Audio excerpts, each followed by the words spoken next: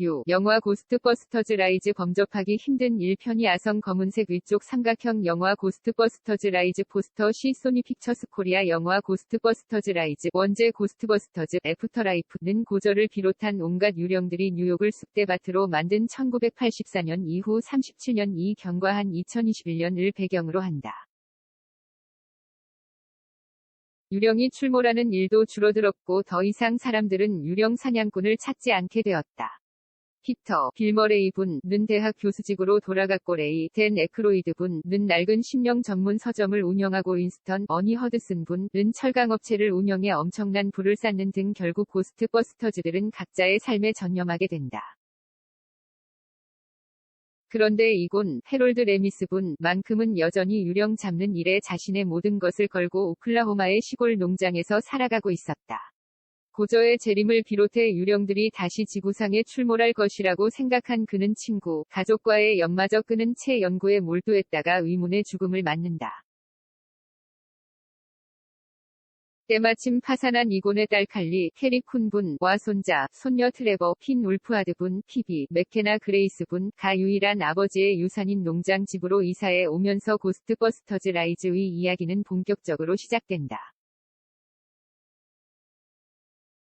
나이는 어리지만 온갖 과학 지식에 능통한 피비는 우연히 집에 유령의 기운이 가득하다는 걸 느끼면서 곳곳을 살펴보다가 외할아버지가 남긴 수많은 유령 관련 자료들을 발견하게 된다.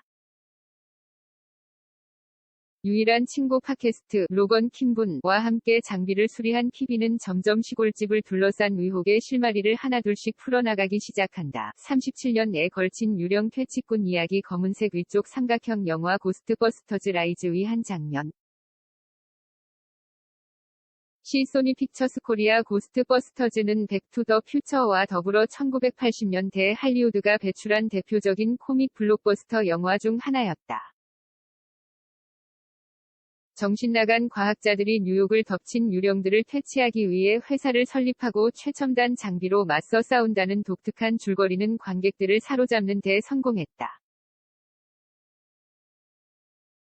공포 영화의 단골 소재인 유령을 전면에 내세우고도 유머로 버무릴 수 있음을 몸소 증명하면서 전 세계적인 인기를 얻었다. 영화 속 캐릭터인 마시멜로맨, 먹개비 등은 당시 영화를 보지 않았던 이들에게도 친숙했고 레이 파커 주니어가 부른 동명 타이틀곡과 에어 서플라이의 I Can't Wait Forever 등 OST 또한 세계 각국의 음악 차트를 석권하기에 이른다. 뿐만 아니라 동명 TV 애니메이션 시리즈도 제작될 만큼 극장 이외 영역에서도 대성공을 거둔다. 전 세계 2억 9천만 달러 이상 흥행을 달성했으니 이 편 제작은 당연한 일이었다. 그런데 4년 후 개봉된 고스트버스터즈 2는 팬들의 기대와 거리가 멀었다. 3편 제작은 주연 배우인 빌 머레이와 제작사 컬럼비아의 미온적 반응 등 여러 사정이 얽히면서 차일피일 미뤄지기만 했다. 그 사이 여성 버전 리부팅 고스트버스터즈가 등장했지만 비평가들의 호평에도 불구하고 기존 유령 사냥꾼을 기대했던 영화 팬들에겐 실망감만 안겨준 채 무기력하게 막을 내리고 말았다. 결국 이 버전의 후속편 제작은 취소되었고 오리지널 스토리에 기반한 후속편이 우여곡절을 겪은 끝에 2021년 고스트버스터즈 라이즈라는 이름으로 재탄생하게 된 것이다. 범접하기 힘든 1편이 아성 1984년 첫 작품에서 얻은 큰 인기는 주연 배우 댄 에크로이드, 해롤드 라미스가 만든 탄탄한 이야기와 쉴 틈 없는 입담의 대향연에 기인한다. 1980년대 초반 세터데이 나이트 라이브 (SNL) 의 주요 크루 겸 작가로 활동했던 댄은 톡톡 튀는 입담의 소유자이자 토크쇼, 시트콤 등 온갖 미국 코미디에 능통한 인물이었다. 해롤드 역시 대성공을 거둔 골프 코미디 캐디색 등의 작품을 통해 연출, 지필에서 인정받은 감독이자 배우였다. 그들의 구상이 동료 이반 라이트만 감독의 손을 거쳐 좋은 합을 이루는 데 성공한 것이다.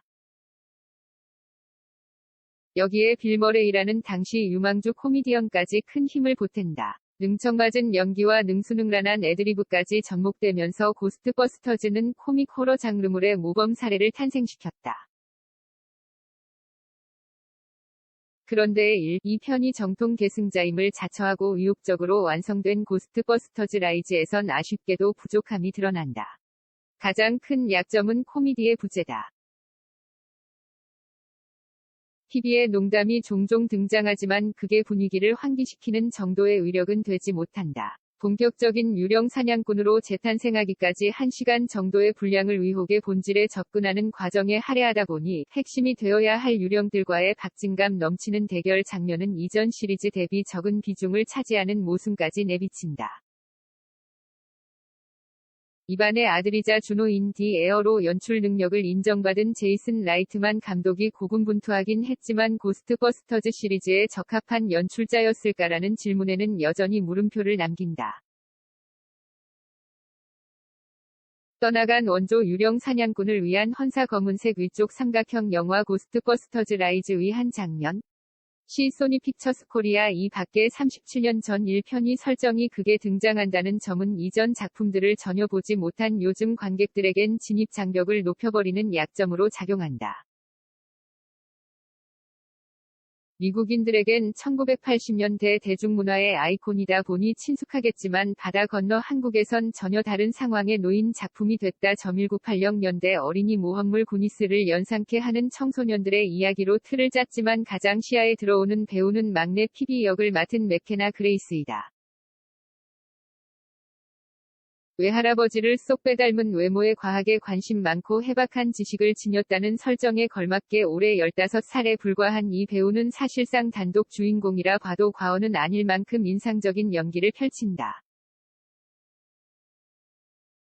자기 몸만 한 장비를 짊어지고 광선총을 거침없이 쏘는가 하면 엔딩 크레디트에 등장하는 노래 혼티드 하우스까지 직접 부르는 등 종횡무진 활약을 펼친다. 한편 고스트버스터즈를 좋아했던 50대 이상 올드 팬들에겐 빌 머레이, 댄 에크로이드 등 오리지널 시리즈 주역들의 후반부 등장이 반가움으로 다가올 법하다.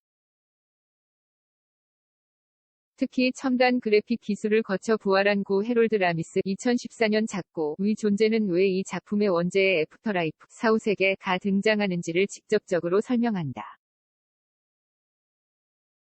비록 여러 면에서 완벽했던 1편이 아성을 넘기엔 역부족이지만 고스트버스터즈 라이즈는 떠나간 원조 사냥꾼을 위한 헌사라는 점에선 나름의 소임을 다한다. 덧붙이는 글, 이 기사는 김상화 시민기자의 개인 블로그 https://블로그.naver.com/JAZZKID에도 수록되는 글입니다.